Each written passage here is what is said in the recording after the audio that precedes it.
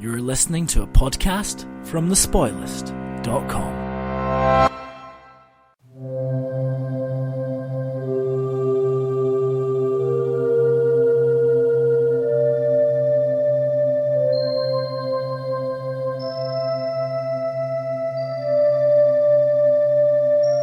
Cyberspace, the new frontier.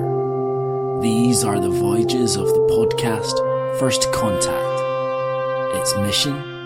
To explore every episode of Star Trek The Next Generation. To seek out new viewers and have new conversations. To boldly view what many have viewed before.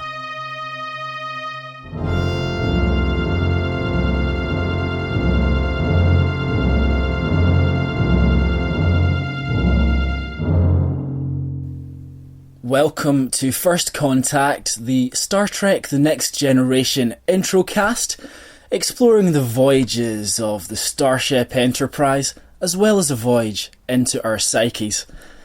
This week we are going to be looking at Hyde and Q. It was directed by Cliff Bole from a teleplay by CJ Holland and Gene Roddenberry. It aired the week of November 23rd, 1987. What happens in this episode, James? The Enterprise is en route to aid a disaster at a Federation mining colony when Q appears to test them once again. He takes the bridge crew to the planet set we see every week and pits them against monsters dressed in Napoleonic costumes because someone found them in the wardrobe department. When that idea runs out of steam, Q gives Riker the power of a god. Riker promises Picard he won't use them, but after a child dies at the colony, he turns into a tool and promises to make his friends' wishes come true. They all refuse, and Riker decides that it's nice to be human, and Q is returned to the Continuum. Well, James and I have seen this episode before, but it's all new to Alex. What did you think of this episode overall? It was probably one of the better ones that we've seen. But it sort of felt very divided between the first half and the second half. And the second half is when the interesting plot kicked in, and the first half felt like lots of wandering around trying to find a plot before settling on one in the second half.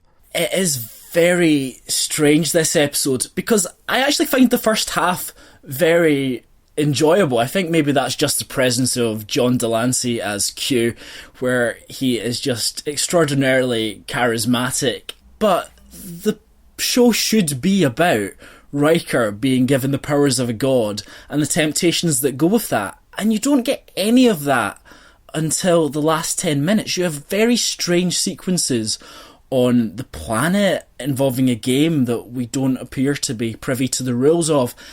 And it just seems odd that you do have such a great concept and it's executed quite poorly. But that's not to say the episode doesn't have a lot of enjoyable things about it. No, and I think, as you said at the start there, one of the most enjoyable things is that you've got John Delancey putting in another very good performance. Every scene that he's in is very enjoyable, to the extent that some of the scenes when he's not there can then suffer as a result, I would say. Definitely. I really like the use of Shakespeare in this episode. In Star Trek, it seems writers, like probably most long-running shows, they'll take an element of the actors' personalities, and obviously Patrick Stewart is a great Shakespearean actor, and it's used to great effect. The interplay, I would say, between Q and Picard quoting Shakespeare in this episode, I thought that was a nice writerly touch. Though, can we just make a point for Pedant's Corner here? You have the line, "Well, yes, I know Shakespeare." But he doesn't, clearly, because he takes one of the most famous speeches of Hamlet and gets it wrong. He says, "What piece of work is man?" And that's not the line. It's "What piece of work is a man?" Pedant's Corner.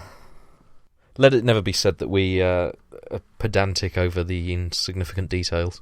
Indeed. So some of the plot elements, Q turning up once again while the Enterprise is on an errand of mercy. Great line from Q. "Your species is always suffering and dying." Why did he choose to materialise as a snake? I have this in my notes. It just says, triple-headed snake. Are you sure that's the notes for this episode? Not those private notes in the black folder. Oh dear. But yes, he materialises as a snake, I guess, because he can.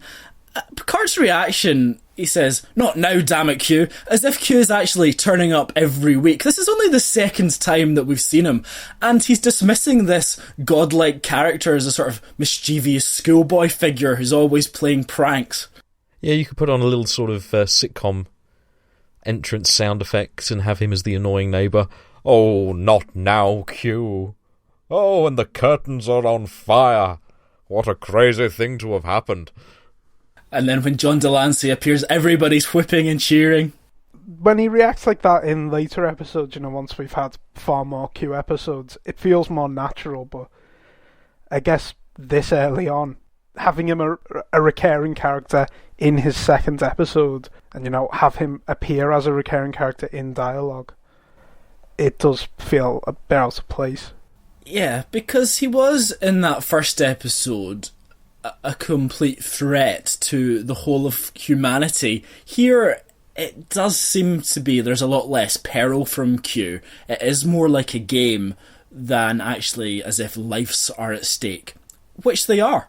But I do find it interesting how you've got the Ferengi, who were meant to be this big threat, but they were all joking around and, jumping up and down like idiots, so they didn't really seem that threatening. Whereas I think Q can still seem threatening, even though he jokes around and takes the mick out of Picard and the crew. Definitely, and I think that is probably down to performance. John Delancey I think, is absolutely class and can do very little wrong and very much inhabits the character. But let's talk about the game a little bit. He takes them down to the Planet Hell set, which is beautifully coloured green in this episode. He takes everyone except Picard to play a game based on the Napoleonic War with animal monster things. And one more point for Pedant's Corner. Those weird beast creatures may be wearing vaguely French uniforms, but in no way on Earth is Q's outfit anything approaching a French uniform. If anything, with the red colour, it would be British, but it certainly is not French. And Christ knows what those medals and things are. This is basically just a history graduate getting quite annoyed, but it's wrong. You shouldn't be wearing that outfit. No, you're right, he shouldn't be. And another point for Pedant's Corner, Napoleonic soldiers didn't have laser guns. This is not the script really informing how the narrative goes. This is what we have to hand, because we've got this planet set, we've got some laser guns, and we've got the whole wardrobe at Paramount. So we're just going to use it and turn it into some kind of game involving Q. And this entire subplot, this strand, is basically padding for the episode. Although quite entertaining at the time, it doesn't really bear any resemblance to what this episode should be about. And they put Tasha Yar in the penalty box, which is sad. Now, that whole thing there was odd. I mean, did it come across to you as if it was a different character that was meant to be in that role and then they decided to switch her in? Now, that's funny you should mention that. Now, you might notice Councillor Troy has gone home on a shuttlecraft randomly at the start of this episode. She did have lines, even in the final draft, but they switched them out, and it seems a lot more likely that she would be upset and crying on the bridge with Picard giving her a comforting cuddle than Tasha Yar. But I guess they're both women, so they can pretty much swap them in and out. It doesn't really matter. They're all fragile little things. She's not meant to be the hard-ass security chief. There was a really awful line by Picard somewhere around here. It was something like crying is permitted on the bridge when in the penalty box. It's like talking to a child. Well, on this occasion, we'll allow crying, and cake will be provided. You'd like that, wouldn't you? Q has taken a special interest in Riker this episode, which is an interesting development, I suppose, given his interplay with Picard in his first appearance. It seems that the Q Continuum are now seeing humanity as a threat after they managed to solve that also difficult problem at Farpoint Station. So it's interesting they are wanting to develop some kind of relationship with them and perhaps learn how to control them. I mean, it seems like a logical sort of story progression. I guess Riker's the most obvious one to go to, because Picard sort of got to be vaguely infallible, or at least has to be to that kind of figure. Well, I suppose Riker is in some ways an everyman, certainly a lot more so than Picard, so it makes a lot more sense to pick him in that way. We could say, what would happen if one of us were offered these powers? We can identify with Riker. It's better than giving the powers to Wesley. You'd probably just conjure up some sweets or something. So the interesting part of this episode is probably the second half. Riker has been given the gifts of a god, yet he promises Picard that he's not going to use them, and this is going to have consequences on that mining planet. So what do you think of that? What do you think of that as a good science fiction concept? Somebody getting given extra powers to change the entire universe? Yeah, no, I think that's a good story trope. It's a common one in science fiction, but that's because it's a sort of core tenet of that genre, and it affects every character in a slightly different way, depending on what powers you give them and what kind of person they are to start with. I enjoyed it in this. I felt that it could have had more done with it. Riker very quickly goes from, well, you've got my word, I won't use it, to, I'm going to use this, but you said you wouldn't. Yeah, well... It does seem like it's used very strangely. It seems like a very rushed teleplay. I mean, the incident on the planet, that really should be the great temptation. There is a little girl, and she has been crushed in the rubble. Dr. Crusher is keen to declare that she's dead without even examining her. It's too late, she's dead. Okay, don't you want to scan her or something? No, she's dead. Can't you do anything about that? Don't you want to try CPR? No, she's dead. She just doesn't like children. Well, you can understand that. Yeah, it would have made more sense, definitely, to have that as the big turning point. And I got the sense that what the episode was trying to convey was that it wasn't just the incidents, that having the power itself was affecting the way his mind was working as time went by. And that would be equally fine to use that as a premise, but you really have to flag it up better. It just seems so strange that, he could bring this little girl back to life, and you would say that's a really good use of your powers. You might say it would be very easy to abuse that, but where would we stop? But he just says, no, I'm not going to do that. I'm definitely not going to do that. But he doesn't seem to be that affected by it until the next scene when he just turns up on the bridge and he's acting out of character. Yeah, it's just too sudden a shift, which is a shame because the core idea is quite good. And I think they picked the right character to do it with as well. Because he's the sort of the Kirk-type character, I can believe that he would possibly go down this path without realising, but you can still have that turnaround at the end when he realises he's not a character that goes so far down that line there's no return. It does have to be more of a moral quandary. He should have been presented with a situation where the temptation to use his powers was so overwhelming. It shouldn't just suddenly turn on that, because Riker, as we know, he's a good Starfleet officer, he's very respectful, and all of a sudden you just see his shift where he starts calling meetings and calling Picard Jean-Luc, just like Q would do. That's a sign of an all-powerful, evil being, isn't it? They call meetings. And he stands with his arms folded like he's Superman. It would be nice if they said Q has changed the way he thinks. He sees the universe differently now. But there's just so little groundwork done on that. It does just seem he's decided to act like a bit of a git. You could also, of course, shift it around by the first instance being when Worf and Wesley die in a hilarious manner.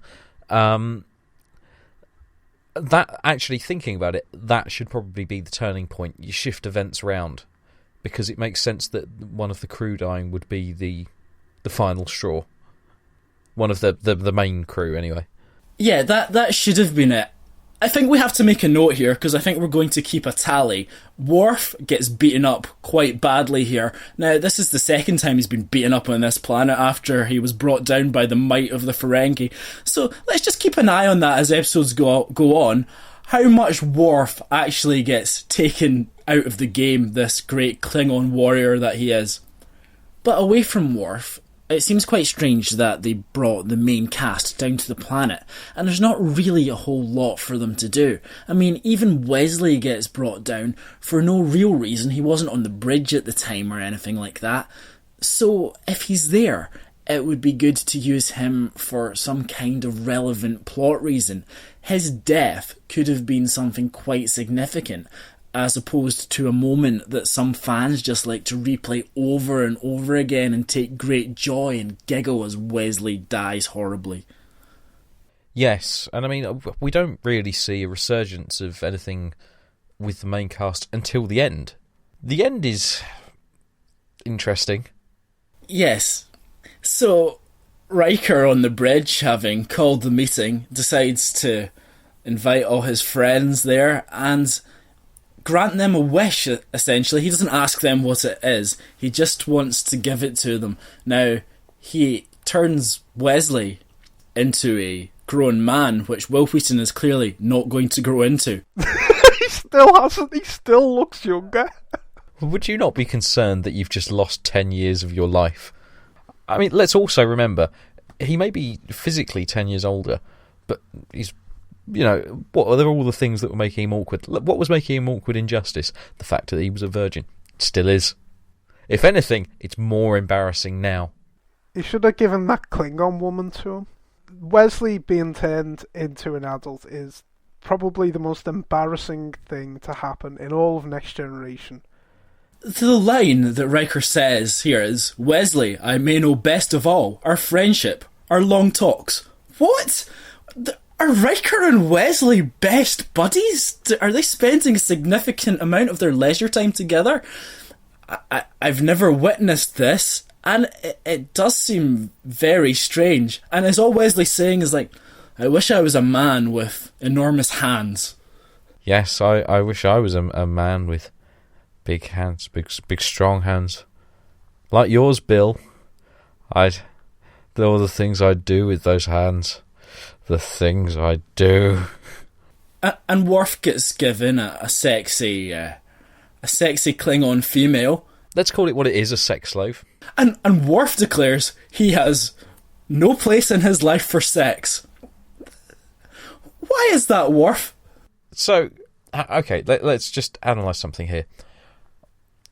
Basically, beating each other up is Klingon sex, which is an interesting concept, and let's not get into the ramifications of domestic violence here. So what does that mean when he's in the fights, like with the Ferengi the other week? Is that the equivalent of you or I having an accidental intimate encounter with a cat? I've never had an accidental intimate encounter with a cat. These are questions that need answering. Definitely, but moving on, some other wish granting. Now, he does something to Geordi, he does something to his eyes, but I don't know what he could possibly be doing to Geordi. Is there something wrong with Geordi's eyes? He is Space Jesus. Oh. But what's he doing? He makes him take his visor off, but I just don't understand, because Geordi's eyes are fine, are they not? No, he was blind. Oh, so he cured his blindness? Yeah. Why have they not mentioned that he was blind before? There really is nothing like taking a running joke and just running it into the ground. It's a perfect opportunity here.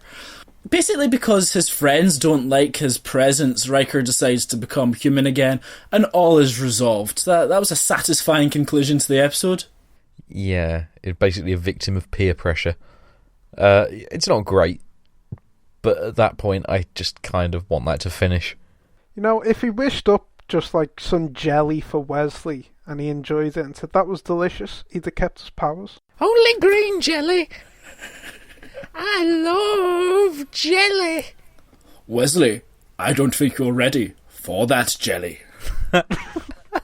What I did think was quite interesting was that Q is now not as all-powerful as he once appeared. He is actually answerable to the Q continuum, and it's they that take him away from the Enterprise, and he does not leave voluntarily. Yes, it feels like that story's moved along a bit, which is no bad thing. I wonder if that will come up again. We've got assorted bangles and baubles to round up now in our quickfire round. Quickfire. Okay, now the title of this episode was Hyde and Q. I don't think you could come up with a weaker pun if you went to the We Hate Puns convention and decided not to make any puns at all. It's just taking a random phrase, hide and seek, I believe, and putting in Q.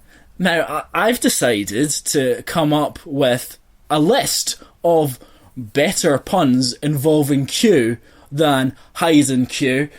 Now, let's run it down in our top 10 puns involving Q.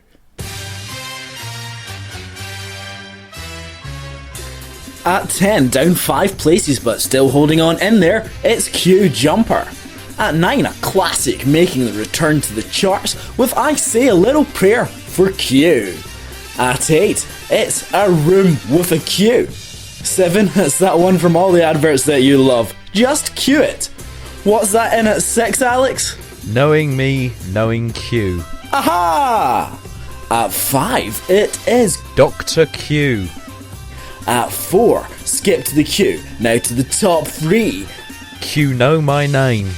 At number 2, it's the edge of the Quniverse. And at number 1 for the 10th consecutive week, with or without Q.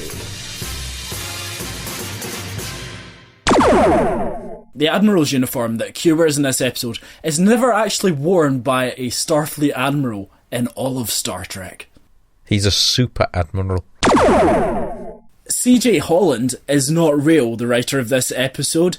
Maurice Hurley used his pen name after Gene Roddenberry did extensive rewrites on his episode, which would have focused more on the Q continuum. That rounds up another episode of First Contact. We hope you'll join us next time when we'll be watching Haven. But from me, it's goodbye. And from me, goodbye. And goodbye from me. We'll cue you next week.